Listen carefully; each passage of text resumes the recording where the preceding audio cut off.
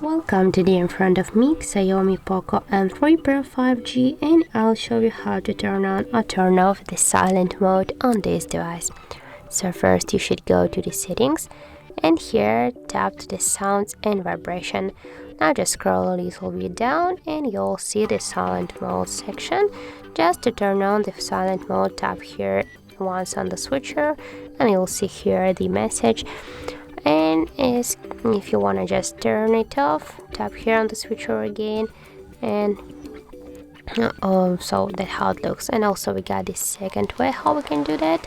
Here on the right side of our device we got the volume buttons. Just tap to one from these volume buttons and you'll see here the bell icon. Just tap here on the icon, and as can you see we've got just activated the silent mode. And if you want to turn it off, just tap here again to the bell icon.